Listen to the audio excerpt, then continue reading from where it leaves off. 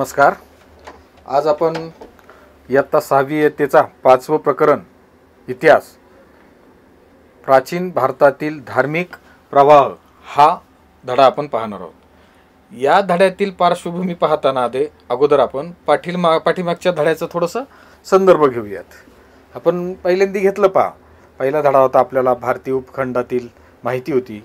कुठं कुठं भारतीय उपखंड आहे आणि ते कसा आपल्याला त्या नकाशावर दाखवला गेला, त्यातली असलेल्या विविध संस्कृतीचा आपल्याला अभ्यास करायचा आहे. मग आपण साधनांचा अभ्यास केला, ऐतिहासिक किंवा इतिहासाची साधनं. त्यानंतर आपण काय पाहिलं, हडप्पा संस्कृती पाहिली. हडप्पा संस्कृती नष्ट झाली, काहीतरी कोणत्या नैसर्गिक आपत्तीमुळे नष्ट झाली याचे आपण कारणं पाहिले किंवा अंदाज पाहिला, अवशेष पाहिले. आता आपण वेद संस्कृती पाहिली किंवा वैदिक संस्कृती पाहिली. पण वैदिक संस्कृतीच्या आपण प्रकरण पाहत असताना शेवटी पाहतो वेदावर आधारलेली ही संस्कृती होती. पण हळूहळू काय झालं, त्यावेळेस वेद, स्मृती आणि पुराणे यावर आधारलेली ही संस्कृती होती. या संस्कृतीत भर पडली कशाची? स्थानिक विचारधाराची किंवा वैचारिक धारणा, स्थानिक विचारधारणा. या वेद, स्मृती, पुराण आणि स्थानिक विचारधारणा ज्या ठिकाणी राबवली जात होती किंवा जी आपण त्या निदर्शनास आली, त्या ह्या सर्वांच्या दृष्टिकोनातून किंवा एक दैनंदिन जीवनचा प्रवाह होता. तो प्रवाहाला आपण जवळ हिंदू धर्म म्हणून संबोधलं जातो. म्हणजे या वेद, स्मृती, पुराण यावर आधारलेली आणि स्थानिक पातळीवरील विचारधारणा आधारलेली त्यावर जीवनशैली निर्माण झाली किंवा प्रचलित झाली, त्याला आपण हिंदू धार्मिक धर्म म्हणतो. पण या व्यतिरिक्तही अजून विचारधारणा होत्या किंवा विचार प्रवाह होते. ते विचार प्रवाह आपल्याला लक्षात घ्यावे लागतील. म्हणजे या वेद संस्कृती, वैदिक संस्कृतीतील असलेले वेद, पुराण, स्मृती यावर आधारलेली जी विचार प्रणाली होती किंवा विचार प्रवाह होता, त्या व्यतिरिक्तही काही विचार प्रवाह वेगळे होते. त्याचा आपल्याला आता या प्रकरणात अभ्यास करायचा आहे. म्हणजे काय की ह्या विचारधाराच्या व्यतिरिक्त असलेले विचारधारा, त्याला आपण काय म्हणू आता, धार्मिक कल्पना किंवा धार्मिक धर्मकल्पना. या धर्मकल्पनेच्या आधारावर हा धर्म झाला. आता अनेकही धर्म प्रवाह किंवा वेगळे विचार प्रवाह अस्तित्वात होते, त्याचाही आता आपल्याला अभ्यास करायचा आहे. प्रथमतः आपण त्याची पार्श्वभूमी पाहूयात.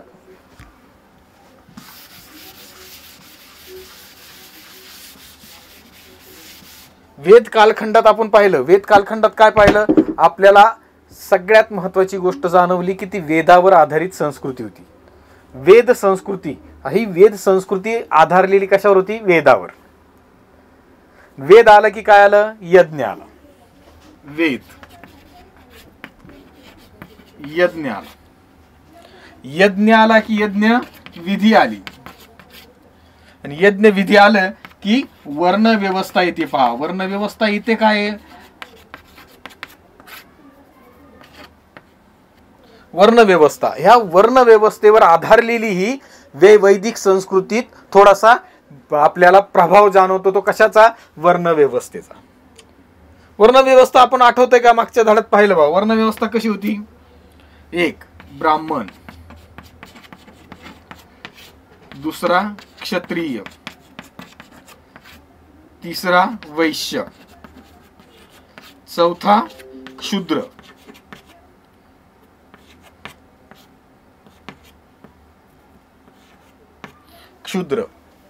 अशा प्रकारची वर्ण व्यवस्था होती. तर वेद, यज्ञ विधी याचा सगळा संबंध कुठं आला? ब्राह्मण. म्हणजे कोणाकडे आला? पुरोहित. आणि याचं सर्व ज्ञान, ह्या यज्ञ आणि यज्ञविधीचा बारीक सारीक गोष्टीचा प्रभाव जास्त पडायला लागला सगळीकडे. म्हणजे सगळ्या सामाजिक स्थितीवर काय व्हायला लागलं? बारीक सारीक गोष्टीवर जास्त प्रभाव पडायला लागला. त्याचं महत्व जास्त वाढलं. कशाचं? यज्ञ आणि यज्ञविधीचं महत्व जास्त वाढलं. ते ज्ञान, यज्ञ आणि विधीचं ज्ञान, हे ज्ञान फक्त कोणीच द्यायचं? पुरोहितांनीच द्यायचं. दुसऱ्या वर्ण व्यवस्थेला ती मोकळीक दिली जात नव्हती. म्हणजे लक्षात आलं का, वर्ण व्यवस्थेची बंधनं, आपण काय म्हणतो त्याला, बंधन. बंधन काय झालं, कडक होत गेलं. म्हणजे या वर्ण व्यवस्थेतून इकडे नाही जाता येत, या व्यवस्थेतून इकडे जाता येत नव्हतं, या वर्ण व्यवस्थेतून इकडे जाता येत नव्हतं. म्हणजे प्रत्येक वर्ण व्यवस्था ही ठराविक व्यक्तीसाठी होती. पण पहिले कशी होती, आपण पाहिलं वर्ण व्यवस्थेत कशी होती. पहिले फक्त व्यवसायावरून वर्ण व्यवस्था तयार झाली होती. व्यवसाय, ज्या व्यक्ती जो व्यवसाय करतोय तो त्या वर्णात गणला जात होता. पण नंतर कालांतराने काय झालं, ती एक प्रचलित प्रथा पडून गेली की ज्या वर्णात तो जन्माला आलाय तोच वर्णात राहायचं. म्हणजे वर्ण व्यवस्था ही कालांतराने बदलली गेली आणि ती त्याच्यातील बंधनं कडक पाळली गेली. त्यामुळं काय झालं, विचारधारा बदलायला लागली. पहा आता कुठं येतोय आपण, म्हणजे विचारधारामध्ये बदल व्हायला लागला. म्हणजे कसा बदल होत गेला, वर्ण व्यवस्था आपल्याला बंधनं टाकून गेली. त्यानंतर या वर्णातून ते वर्णात जाता येत नव्हतं, किंवा वर्णभेदामुळे त्याची बंधनं कडक असल्यामुळं कोणत्याही प्रकारची हालचाल करता येत नव्हती, सामाजिक हालचाल करता येत नव्हती. आणि ज्ञान घेण्याचं आणि ज्ञान देण्याचं काम फक्त कोण करत होतं, पुरोहित करत होते. म्हणजे पुरोहितांचं बंधन, वर्णव्यवस्थेचं बंधन आणि त्या समाजात घडत असलेल्या सगळ्या बदलावर असलेलं बंधन हे त्या काळातल्या वेगळ्या विचारप्रवाह निर्माण व्हायला एक कारणीभूत झाली. प्रत्येकाचा मानसिक स्वातंत्र्य, विचार करण्याचं स्वातंत्र्य. त्यावेळेस काय झालं, पुरोहितांनी सांगितलेलं ज्ञान आणि उपनिषदामध्ये सांगितलेलं ज्ञान, ह्या सगळ्यांचा प्रभाव आपापल्या पद्धतीनं लोकांवर पडायला लागला. वेगवेगळ्या विचार प्रणाली सुरू झाली, विचार प्रवाह सुरू झाले. ह्या विचार प्रवाहामध्ये आपण काय पाहिलं की आत्मा, उपनिषदामध्ये बघा त्याचा प्रभाव जास्त वाटतो. आत्माचं स्वरूप, परमात्मा, या सगळ्या गोष्टींचं ज्ञान देणं आणि घेणं हे पुरोहित करत होते. त्याच कालखंडात असलेली ती भाषा कोणती होती, संस्कृत होती. लोकांना बोली भाषेशिवाय दुसरी भाषाच येत नव्हती. संस्कृत भाषा खूप अवघड वाटायला लागली. मग काय करत, आत्मा, परमात्मा हे सगळं ज्ञान, हे सगळ्या गोष्टी खूप मोठ्या वाटायला लागल्या. त्या आपल्या सर्वसाधारण लोकांच्या आवाक्यातल्या न वाटता ते काय लागलं, मोठ्या वाटायला लागल्या. भाषाही वेगळी होती. संस्कृत भाषा कोणाला जाणता येत नव्हती किंवा वाचता येत नव्हती किंवा ती जास्त प्रचलित नव्हती. त्यामुळं त्या संस्कृत भाषेतील ज्ञान, आत्मा, परमात्मा असे स्वरूप, ते अस्तित्व, ह्या सगळ्या गोष्टीचा लोकांवर काय व्हायला लागला, नकारात्मक प्रभाव पडायला लागला. म्हणजे काय, आत्मा, आपण काय म्हणतो त्यांना, आत्मा, परमात्मा अशा गोष्टींचा प्रभाव या लोकजीवनावर पडायला लागला.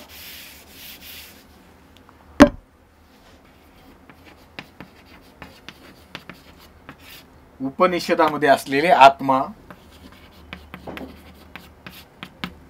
आत्माचं स्वरूप, अस्तित्व,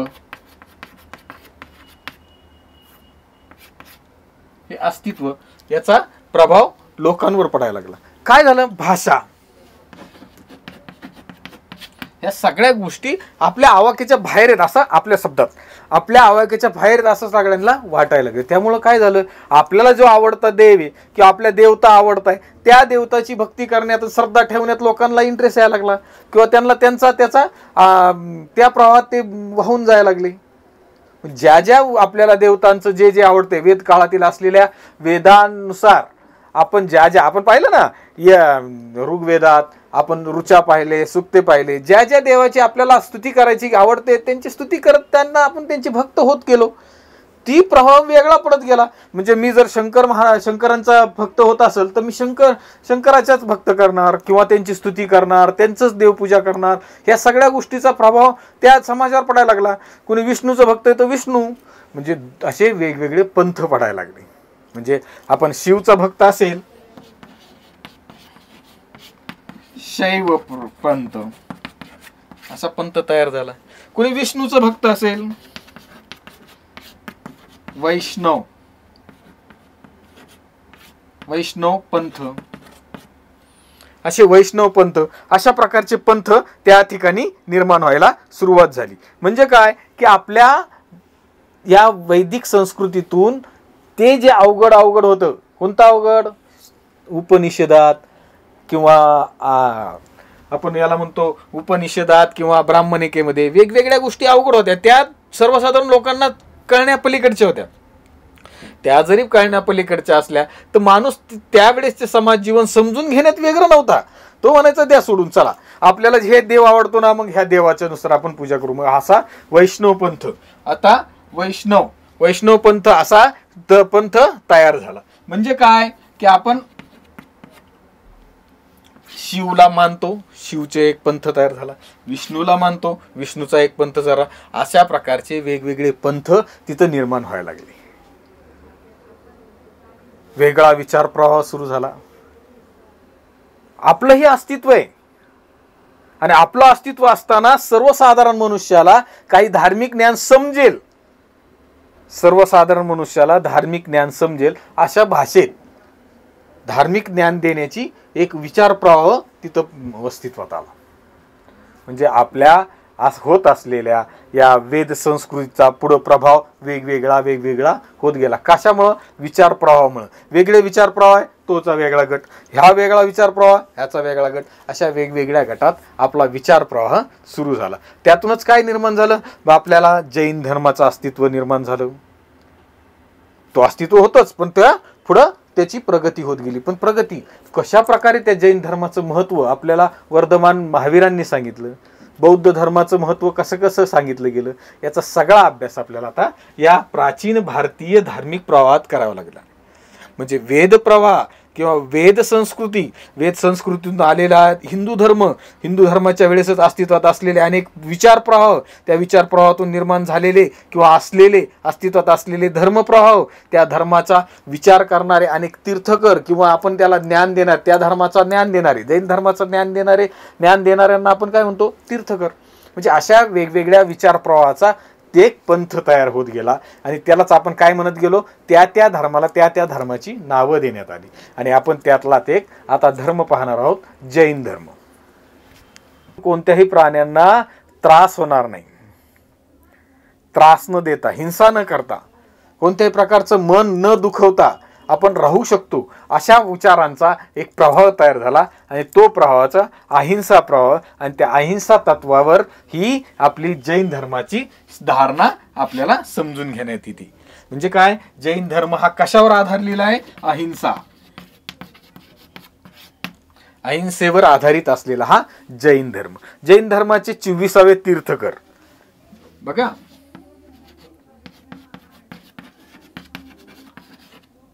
जैन धर्माचे 23वे तीर्थकर कोण? वर्धमान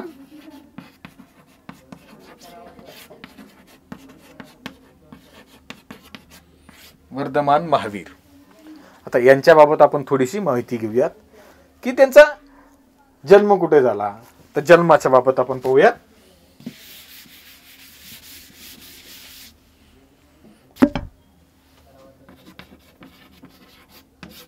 जन्म आत्ताचं बिहार आहे ना, त्यावेळेस व्रजी नावाचं एक महाजनपद.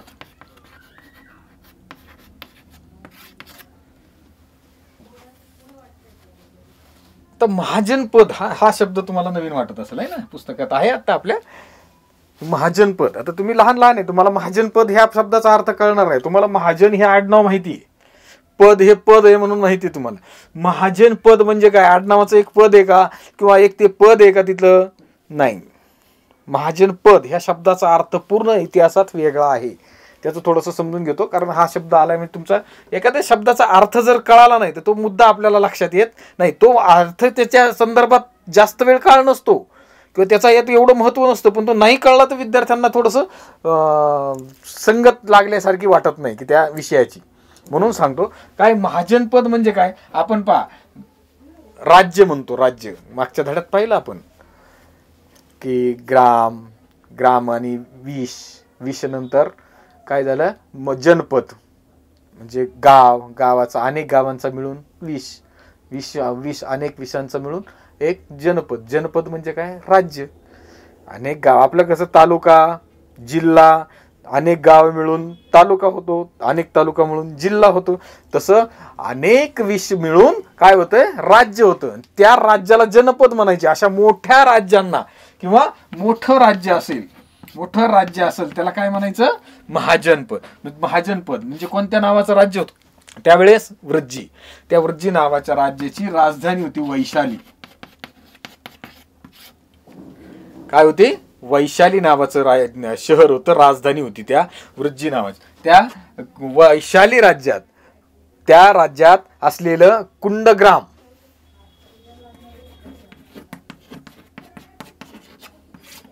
वैशाली या राजधानीत असलेलं कुंडग्राम या गावात या भगवान किंवा आपण म्हणतो महावीर, वर्धमान महावीरांचा जन्म झाला. आता त्यांच्या आई वडिलांचं नाव काय होतं, तर वडिलांचं नाव होतं सिद्धार्थ.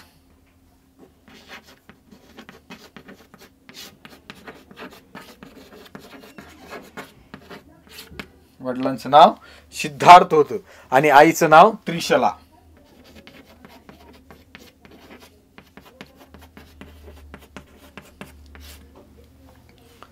आता ही पार्श्वभूमी पाहिली आपण वर्धमान महावीरांची. त्यांचं गाव कोणतं, जन्म कुठं झाला, जन्म कुंडग्राम नावाच्या गावात झाला. ते कुठं आहे, वैशाली नावाचं राजधानी आहे कोणत्या राज्याची, वृज्जी नावाची, या ठिकाणी झालं. वडिलांचं नाव सिद्धार्थ आणि आईचं नाव आपण त्रिशला पाहिलं. तर ह्यानंतर आपण त्यांना त्यांच्या ज्ञान प्राप्त झाली. ज्ञानप्राप्ती कधी झाली हे पाहूयात.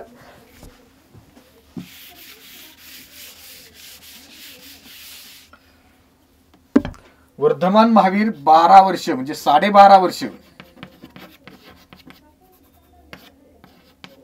12.5 वर्ष तपश्चर्या केल्यानंतर त्यांना ज्ञानाची प्राप्ती झाली.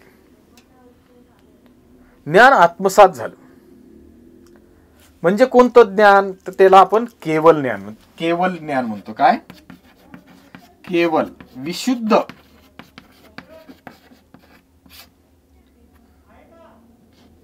विशुद्ध ज्ञान त्यांना प्राप्त झालं. आपण केवल ज्ञान, विशुद्ध ज्ञानाला केवल म्हणून त्याला काय म्हणतात, केवली, केवली ज्ञान. या धर्मातील हे ज्ञान त्यांना प्राप्त झालं.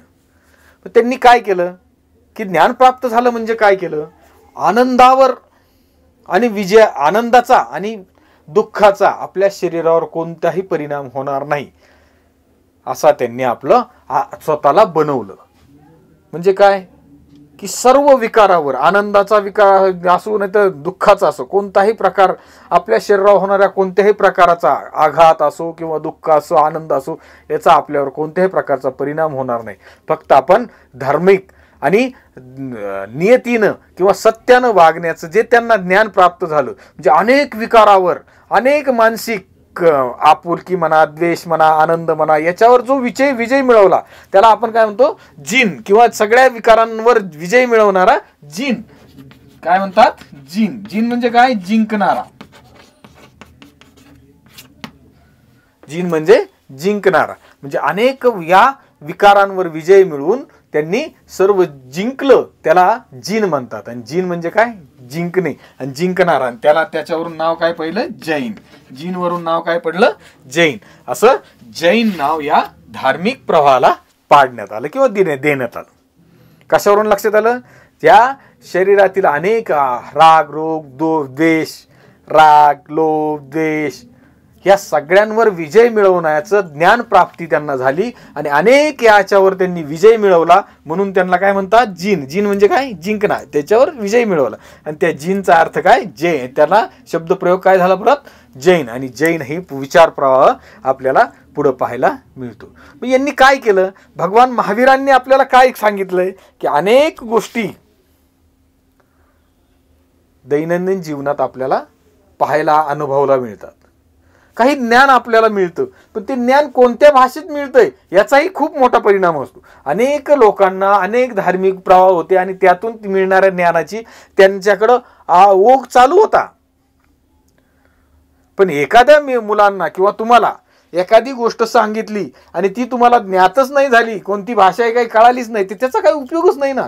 तर त्यावेळेस असणाऱ्या ह्या वर्धमान महावीरांनी काय केलं की अर्धमागणी नावाच्या त्या स्थानिक भाषेत त्यांना धार्मिक प्रवाह समजून, धार्मिक विचार प्रवाह समजून सांगण्याचा प्रयत्न केला. म्हणजे काय की ज्या भाषेत लोकांना समजेल, कोणती भाषा होती, अर्धमागधी.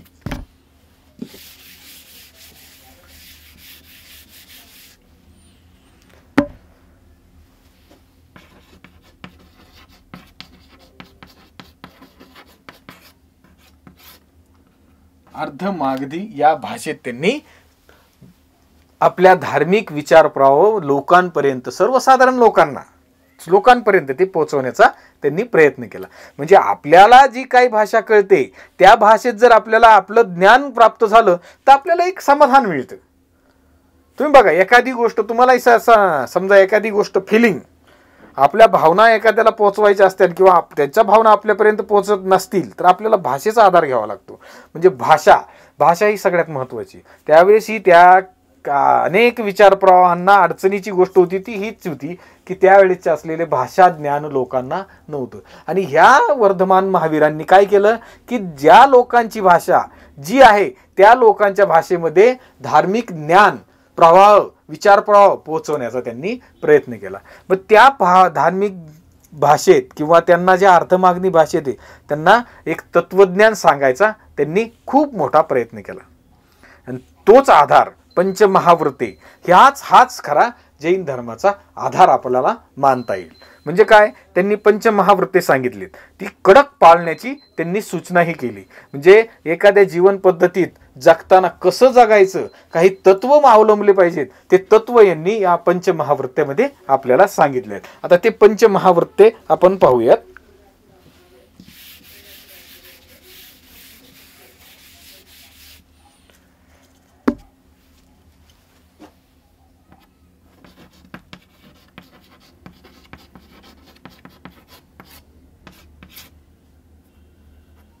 पंचमहावृत्ते आपल्याला या विचार प्रवाहात पाहायला मिळतील.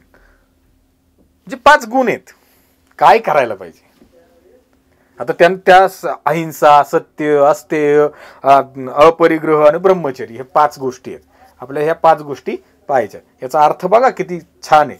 ज्यावेळेस तुम्हाला कळेल की तुम्हाला सुद्धा वाटेल की अरे हा, हे खरंच आपल्याला काहीतरी अवलंबन केला पाहिजे, असे काही तत्व आपल्याला या जैन धर्माच्या दृष्टीने पाहता येतील. त्यांनी काय सांगितलं, ह्या सगळे सांगण्याच्या सभेला किंवा ह्याला काय म्हटलं जायचं, समवरसन म्हणजे काय की धार्मिक सभा घेणे आणि त्यांना संबोधित करणं. त्यावेळेस हा शब्द त्यावेळेस प्रयोग होता. पण आता त्या पंचमहाव्रताचा आपण थोडासा अर्थ पाहूयात. काय आहे पंचमहाव्रताचा पहिला मुद्दा आहे अहिंसा.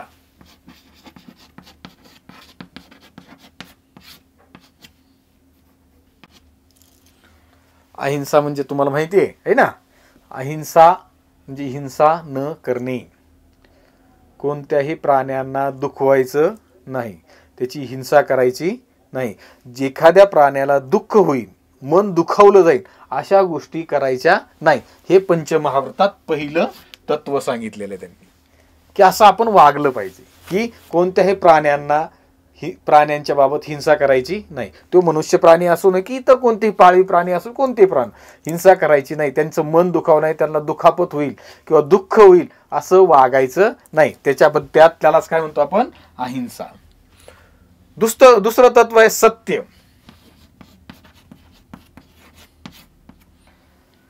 सतत सत्याने वागायचं, अत्यंत काटेकोरपणे खरेपणाने वागायचं.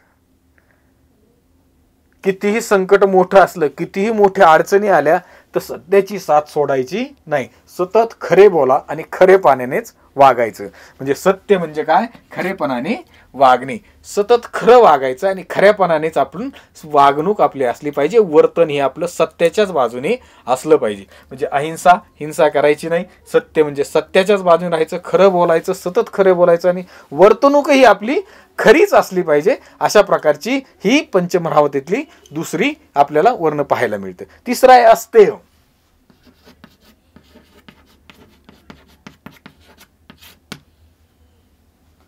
अस्तेय ही सगळ्यात महत्वाची गोष्ट. अस्तेय म्हणजे चोरी करायची नाही. चोरी म्हणजे काय, मुलांना सांगितलं, आता विचारलं, समजा आता वर्गात तुम्ही बसले, तुम्हाला विचारलं चोरी म्हणजे काय. चोरी म्हणजे एखादी गोष्ट गपचूप उचलून घेणे. चोरी म्हणजे एखादी गोष्ट ज्याची वस्तू आहे त्या मालकाला विचारून न घेणे म्हणजे चोरी. ती परवानगी न घेता एखादी त्या मालकाची वस्तू आपण घेणे, ती बाळगणे म्हणजे चोरी. ती चोरी करायची नाही. म्हणजे कोणत्याच प्रकारच्या चोरी, चोरी हा असते म्हणजे काय, चोरी करणे, चोरी न करणे असते म्हणजे चोरी, असते म्हणजे चोरी करायची नाही. चोरी करून तुम्ही जगू शकत नाही, त्याचा तुमच्या मनावर सतत परिणाम राहणार आणि ते नकारात्मक जीवन जगत राहणार. त्यामुळं असते, चोरी न करता, म्हणजे या 3 तत्व बघा, अहिंसा, सत्य आणि असते म्हणजे काय, चोरी न करता जगणे. आणि चौथी गोष्ट अपरिग्रह.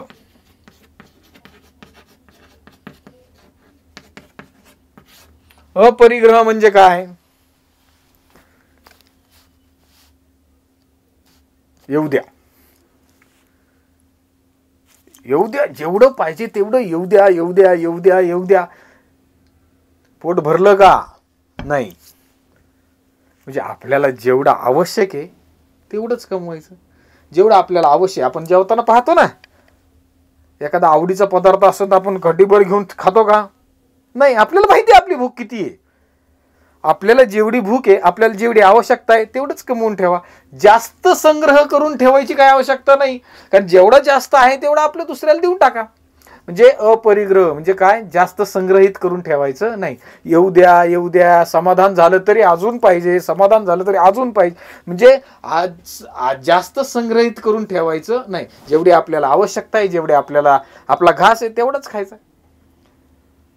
म्हणजे जेवढं काही आपल्याला घेता येईल तेवढं घेत राहणे, घेत राहणे, घेत राहणे आणि संग्रहित करून ठेवणे कधीतरी पुढे आपल्याला उपयोगी पडेल. या दृष्टिकोनातून जर आपण संग्रह करत राहिलो तर तो तत्वात बसत नाही. या महावीरांच्या तत्वात तो बसत नाही. पंचमहावर्ती काय सांगतात, जेवढं तुम्हाला आवश्यक आहे तेवढंच ठेवा, जास्त संग्रह करून घेऊ नका. आणि 5वा आहे ब्रह्मचर्य.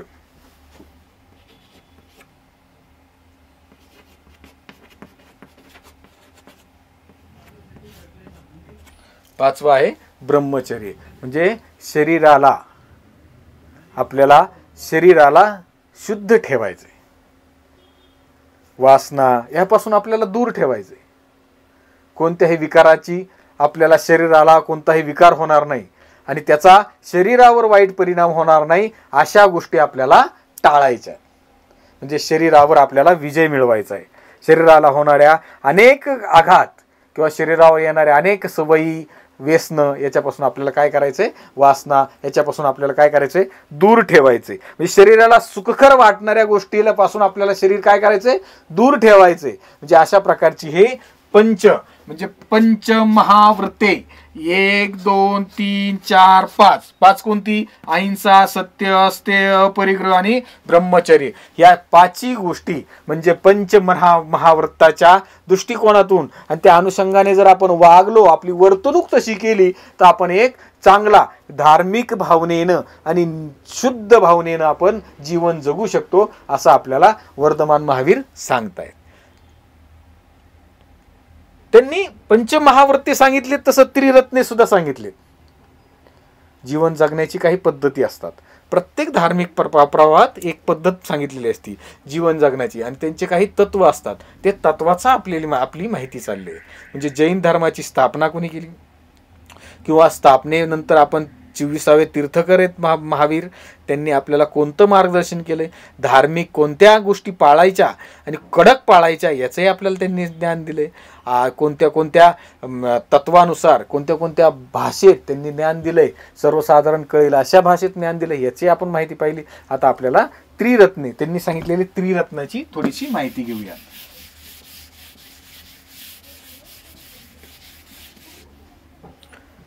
त्रिरत्ने म्हणजे काय, त्रिरत्ने त्यांनी 3 रत्न सांगितले. बघा आता 3 रत्ने म्हणजे काय, 1 सम्यक ज्ञान,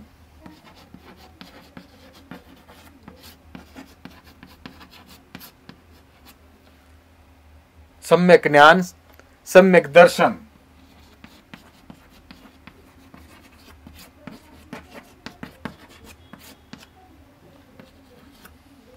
आणि सम्यक चारित्र्य.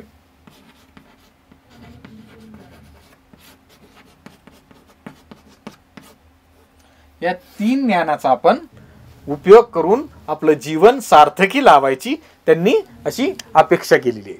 काय नेमकं सम्यक ज्ञान?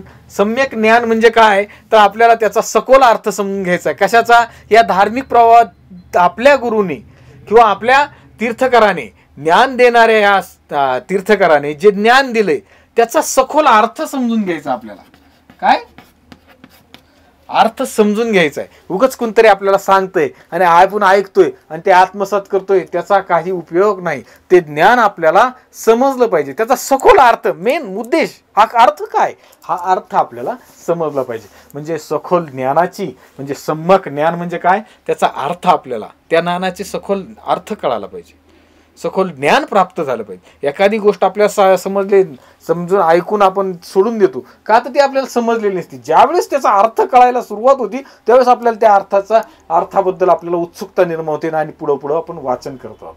त्यासाठी कोणत्याही म्हणजे आपल्याला दिलेल्या सखोल ज्ञान, तीर्थकाराने दिलेल्या उपदेशाचा सखोल अर्थ काढून त्याचं ज्ञान आत्मसात करायचं आपल्याला.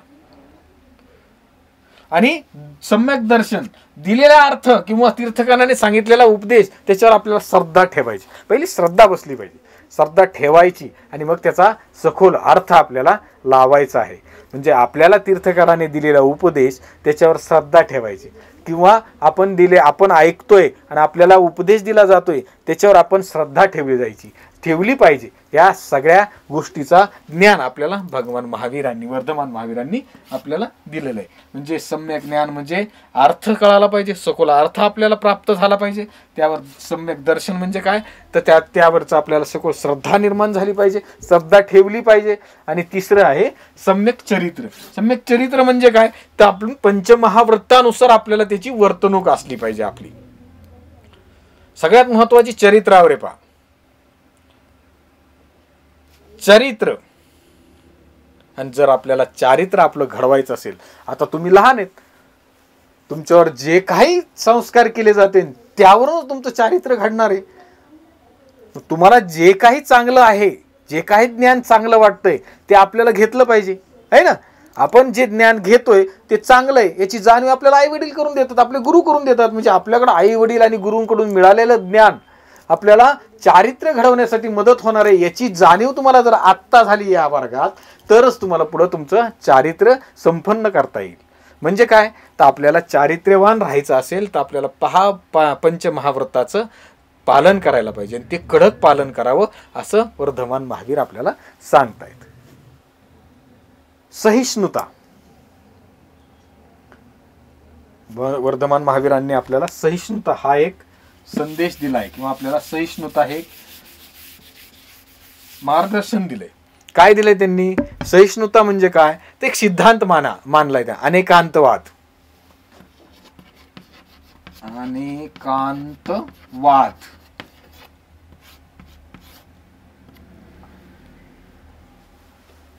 एखादी गोष्ट तुम्हाला सांगितली किंवा तुम्ही दुसऱ्याला सांगितली तर तीच खरी आहे आणि तीच सर्वांनी ऐकली पाहिजे. आपला कधी कधी हट्ट होतो ना एखाद्या गोष्टीपर्यंत जायचं, असं सहिष्णुता म्हणतो आपण त्याला. एखादी गोष्ट मी सांगितली आणि तीच खरी आहे, मी किती सांगितलं तुम्हाला, तुम्ही म्हणता नाही तुझी खरी नाही, माझीच खरी आहे, माझंच खरं आहे, माझंच सत्य आहे. हे जे वृत्ती आहे, हे जा स्वभाव आहे, हे एक पैलू झाला. अनेकांतकवाद म्हणजे काय तर अनेक बाजूंनी आपल्याला ते अनेक पैलूंनी विचार करायचा आहे. ती गोष्ट खरी आहे, ठीक आहे, एखाद्याने सांगितली ती गोष्ट खरी आहे, मी म्हणतोय ती गोष्ट खरी आहे, पण समोरच्याची सुद्धा गोष्ट ती खरी असेल असं आपल्याला ज्यावेळेस वाटेल त्यावेळेस तुमच्यात काय निर्माण झाली असेल? सहिष्णुता. काय म्हणजे मी बरोबर आहे पण माझ्या बरोबर तो सुद्धा बरोबर आहे, त्यांचं सुद्धा म्हणणं बरोबर आहे, त्यांचे विचार सुद्धा मान्य करण्यासारखे आहेत, माझे विचार जसे मान्य करण्यासाठी तसे दुसऱ्याचे सुद्धा विचार ऐकून घेणे आणि ते सत्य असतील तर ते मान्य करणे, याला काय म्हणतात? सहिष्णुता. हे सुद्धा सत्य आपल्याला जैन धर्मातून माहिती पडतंय. म्हणजे अहिंसा, अस्तेह, आहे ना. ह्या सगळ्या गोष्टी आहेत ना आपल्याला पाहिल्या आपण. कोणत्या कोणत्या? अहिंसा, सत्य, अस्तेय, परिग्रह आणि ब्रह्मचर्य, सम्यक ज्ञान, सम्यक दर्शन आणि सम्यक चारित्र्य. ह्या सगळ्या गोष्टी आपल्याला लक्षात घ्यायच्या. त्याचबरोबर अनेकांतवाद ही लक्षात घ्यायचा आहे. अनेकांतवाद म्हणजे काय? सहिष्णुता, म्हणजे अनेक पैलूकडून पाहायचं आपल्याला. अनेक पैलू पाहायच्यात. एक पैलू पाहून आपल्याला जमणार नाही. म्हणजे अनेक पैलूंनी एखादी गोष्ट पाहताना आपल्याला दोन्ही बाजूनी पाहिली पाहिजे. समजा एखादी गोष्ट आपल्याला एखाद्या ठिकाणी जायचंय आणि मी म्हटलं मला इकडून जायचंय, हा रस्ता तिथपर्यंत जातो, आणि दुसरा म्हणतोय की हा इकडून जायचंय. पण त्याला मूर्खात काढणे म्हणजे आपला स्वभाव असा नाही पाहिजे. कसा पाहिजे? हा, तू इकडून जातोय ना, इकडून बी तिथंच जाते आणि तिकडून बी तिथं जाते, म्हणजे माझा पण मार्ग बरोबर आहे, तुझा पण मार्ग बरोबर आहे. म्हणजे दुसऱ्यांचे मत ऐकून घेणं आणि त्याला मान्य असेल तर मान्य करणे, ही गोष्ट म्हणजे काय? सहिष्णुता. अनेक मार्गाने अनेक पैलूचा विचार करून घेतला पाहिजे. आता याच ह्याच्यातला शेवटचा मुद्दा आहे पहा, काय आहे की या काळात वर्धमान महावीरांनी स्त्रियांना, म्हणजे वेदकालीन संस्कृतीमध्ये शेवटी काय झालं? स्त्रियांना महत्त्व कमी होत गेलं. अनेक गोष्टी स्त्रियांचा सहभाग घेतला जात नव्हता. स्त्रियांना या प्रवाहातून बाहेर फेकलं गेल्यासारखं वाटत होतं. पण या वर्धमान महावीरांनी काय केलं? स्त्रियांना सुद्धा संन्यास घेण्याचं, ज्ञान प्राप्त करण्याची परवानगी किंवा आपण त्यांना संमती म्हणतो, ती सुद्धा त्यांनी आपल्याला दिली. स्त्रियांना त्यांनी सांभाळून घेऊन त्यांना योग्य प्रवाहात आणण्याचा त्यांनी प्रयत्न केलाय. म्हणजे या दया, आपण काय म्हणतो, दया, करुणा, ह्या सगळ्या गोष्टीचा अवलंब करून जैन धर्माचे विचार त्यांनी सर्वसाधारण लोकांपर्यंत पोहोचवण्याचा त्यांनी प्रयत्न केलाय. म्हणजे काय केलंय नेमकं? की जगा आणि जगू द्या. अहिंसा म्हणजे काय? जगा आणि जगू द्या. इतर प्राण्यांवर हिंसा करू नका किंवा त्यांचं मन दुखवू नका. या सगळ्या तत्वांचा जो संग्रह आहे आणि तो जो आपल्याला मान्य किंवा चारित्र्य घडवण्यासाठी उपयोगी पडतो, तोच हा जैन धर्म. लक्षात आलं? आता या ठिकाणी ये जैन धर्म हा मुद्दा आपला संपला आहे. धन्यवाद.